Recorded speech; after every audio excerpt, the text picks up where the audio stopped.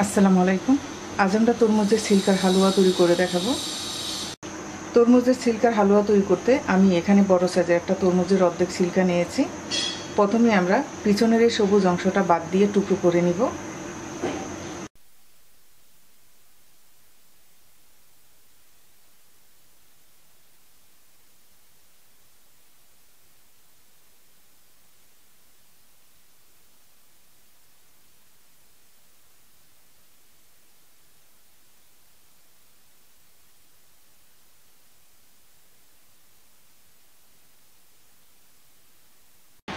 তরমুজের ছিলকার পিছনের সবুজ অংশটা বাদ দিয়ে ধুয়ে টুকরো করে নিয়েছি।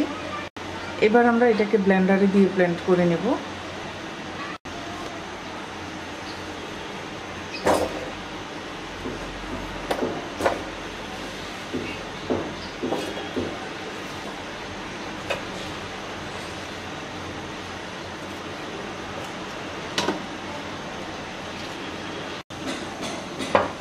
ব্লেন্ড করে নেওয়া হয়ে গেছে। এবার একটা মিক্সিং বলে ঢেলে নিচ্ছি।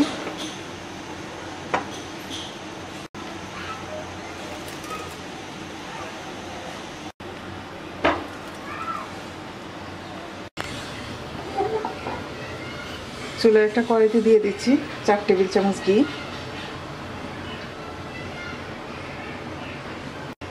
দিয়ে দিচ্ছি 2 টেবিল চামচ সুজি, 2 টেবিল চামচ বেসন,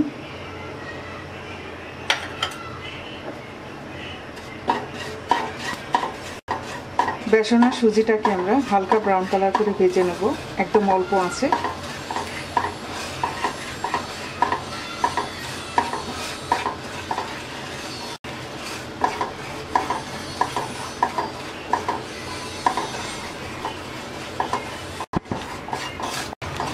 বেসন আর সুজি হালকা ব্রাউন কালার করে ভেজে নেওয়ার পর এবার আমরা দিয়ে দিচ্ছি ব্লেন্ড করে নেওয়া তরমুজের ছিলকা।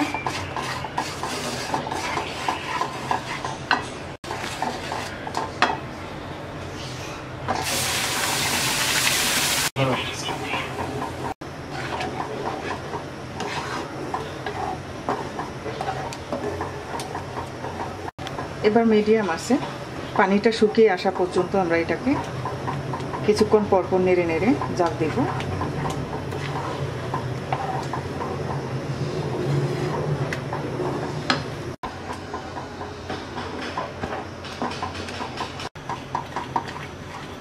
হালুয়ার পানিটা শুকিয়ে গেছে। এই পর্যায়ে আমরা দিয়ে দেব 1 কাপ চিনি। চিনির পরিমাণটা আপনারা কমিয়ে বাড়িয়ে নেবেন। আর দিয়ে দেব 1 কাপ দুধ।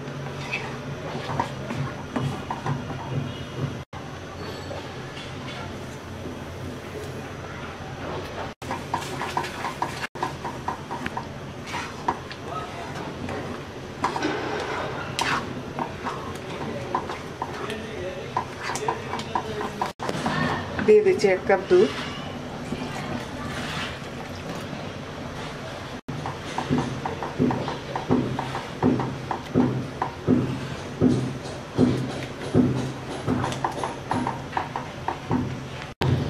এবার হালুয়াটা একদম ঘন হয়ে আসা পর্যন্ত রান্না করব।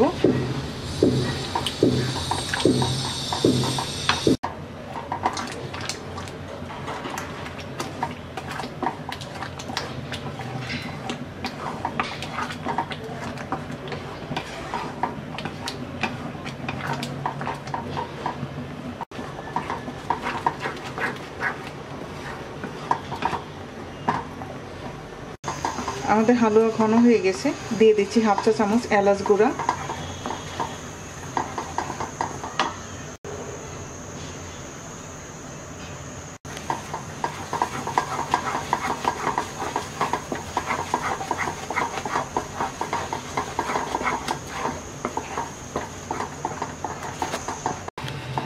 এবার পেস্তা আর কাঠবাদাম কুচি দিয়ে আরো 2 মিনিটের মতো রান্না করে নামিয়ে নেব।